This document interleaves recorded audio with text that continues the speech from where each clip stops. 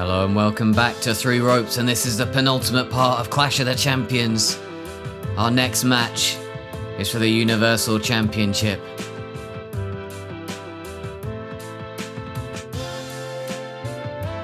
The first to enter the ring, Chris Jericho, who has controversially made his way to the final by taking out referees using baseball bats. And then jumping AJ Styles in the semi-finals, again taking out the ref, another baseball bat. He was even going to use a chair against AJ Styles after that match had ended. But his opponent tonight, Kenny Omega, came to put a stop to that. And Kenny Omega has not come alone tonight. He is seconded by the Young Bucks. They were notable by their absence in his semi-final match against Shinsuke Nakamura. But they've got his back again tonight. And Omega might need it with all the tricks that Jericho has been playing in his tournament matches so far.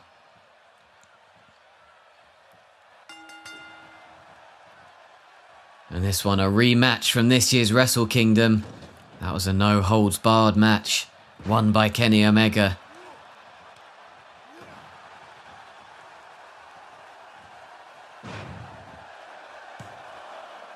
Jericho with the quick pin attempt. Perhaps just trying to keep Omega on his toes. And the springboard drop kick. An early sign. Oh, and a kick to the gut. Well, that illustrates the two sides of Jericho. He can perform athletic, technical maneuvers better than almost anyone. But he also has a ruthlessness, a vindictiveness where he will do anything to win, as that kick to the gut showed. And the moonsault from Omega! And a cover! And another early one count. Well, Kenny Omega stealing one of Jericho's signature moves, the Lionsault. Omega may be trying to anticipate mind games from Jericho by beating him to it, starting things off early.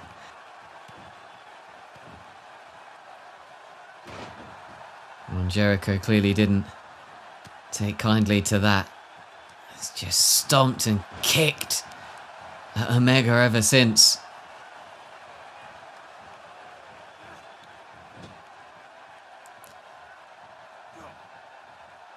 What a DDT. Chris Jericho. Both competitors with yellow body damage as the Jericho sucks chants. They've started early too. In fact, both men already earned signatures in this match. This one could be fast and furious. And it's going to be Omega with the Kreutz Wrath. Used to such great effect against Roman Reigns in the quarterfinals. He performed that move on the outside of the ring. And the 3 count wasn't too long after that. And now the crowd chanting Jericho. And we've seen in previous weeks how... And now with "You Still Got It" chant. This exemplifies the kind of mind games I think that the crowd actually plays. They see how irritated Jericho gets when they switch up between the Jericho sucks and "You Still Got It" and the Jericho chants.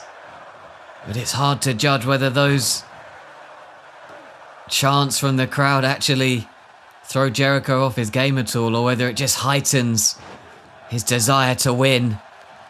Shove it back in everyone's face.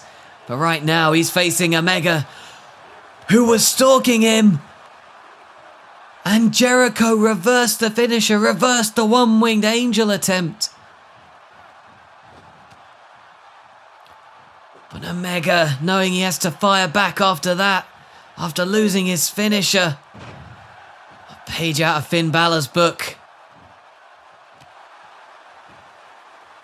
Omega now pacing the ring.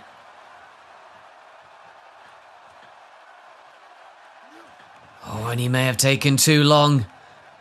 Jericho playing possum. And now Jericho to the outside. What is he going for here? I think he just might be trying to goad Omega out of the ring. And he might be doing so in the knowledge that he has a finisher. The announce table is already cleared. Is that what he's going for? And it could be he's trying to set Omega against the table. But Omega reverses. So there you go. Jericho was able to reverse the one-winged angel earlier on, but now Omega reversing Jericho's attempt to put him through the table, and it's now Omega with the finisher. And back in the ring. We're finally going to see it. The one-winged angel. Straight into the pin. And this, Jericho pops out. Well, that took a lot for Jericho to kick out of that. Time is going to tell whether the ending is still not far off, but Jericho's given himself a fighting chance. And the crossbody. And he now launches into a lion salt of his own. The signature lion salt from Jericho. And he doesn't go for the code breaker, doesn't go for the walls of Jericho. He heads to the outside again. I think he knows that with the Young Bucks at ringside, his only chance at being able to use a weapon of sorts is by putting Omega through the announce table.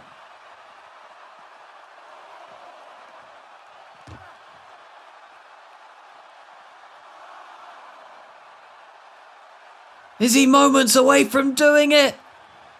As he lays Omega on the table. Omega is motionless. Can Jericho do it all the way from there? The elbow drop. My God, he flew through the air.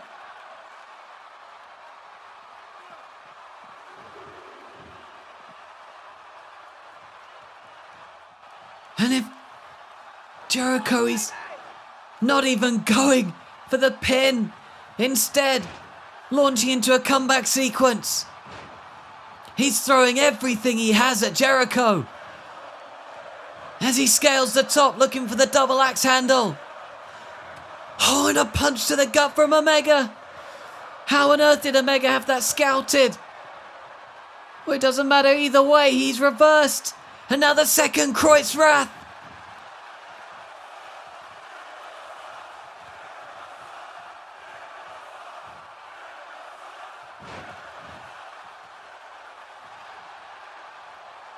And after that, we could be seeing the second one-winged angel. Jericho reverses again. Instead of that being the second one-winged angel, that is in fact the second reversal of a one-winged angel. And with Jericho, his red head and body damage, if he'd suffered that move, that surely would have been the end. Instead, the finisher lies with Jericho. And he's going to turn it into a suicide dive. And in the quarterfinal match against Orton, this was the move that finally put him away. Oh, Omega in agony. Both men, red head and body damage. As Omega is rolled in the ring. And Jericho, yes, he's going for the pin. This is how he pinned Orton. Oh! It almost sounded like the third count of the ref hit the mat, but Omega's his shoulder must have just lifted off the canvas just in time. The Kotaro Crusher as he looks to get back in this match. And that was a near fall. This match hangs in such a balance as Omega another lion salt. He floats through the air. Both men red head and body damage, momentum about the same. It is Omega on the... No, Jericho. The judo throw. Which way is this gonna go? Another kick to the gut. Either another lion salt or a code breaker. We've yet to see that. To the already damaged torso of Omega. That could be it. A Jericho instead. The walls of Jericho. Looking to bend Omega. Looking to wrench back. Omega must be in agony. Is he moments from tapping out? He's fighting against it. Omega fighting. Jericho, I don't think he can hold on much longer. And Omega survives.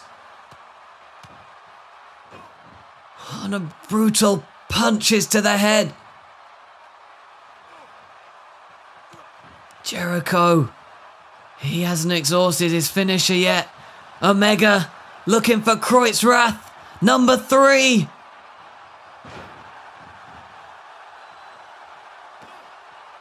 Both men, again we say, red head and body damage, one finisher apiece. Omega to the top rope. He calls Jericho to his feet. But he misses the drop kick. And now Jericho, the quick code breaker. And the cover. Matt Jackson, you saw his head in his hands.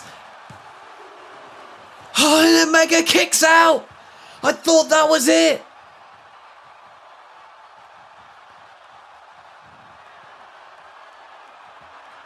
As Jericho ascends the top rope, what else can he do? On the top rope, moonsault misses.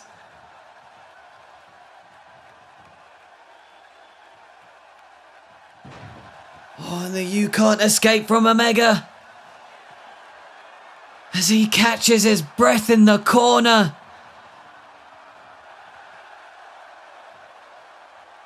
One-winged angel, this must do it. The reversal from Jericho.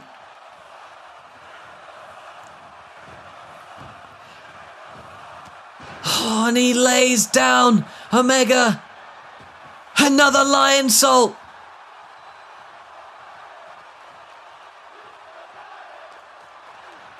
And a second code breaker. He pulls Omega away from the ropes. Matt Jackson, he wants the crowd to revitalize Omega, but it's not gonna work. And Jericho wins. Jericho, who was the first ever undisputed champion in WWE, he now becomes the first ever Universal Champion on 3 Ropes Red. And you can see from the highlights, he pulled out all the stops.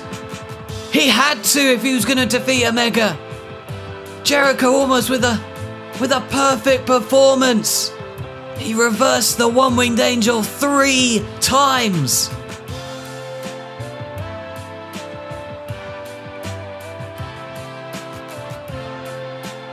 Not only that, but he kicked out of the one-winged angel.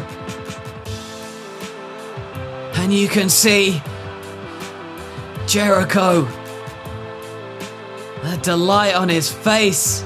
Nothing pleases Jericho more than being victorious. And we now just have one match remaining on Clash of the Champions. It is for the WWE Championship. And it is between Daniel Bryan and Tetsuya Naito.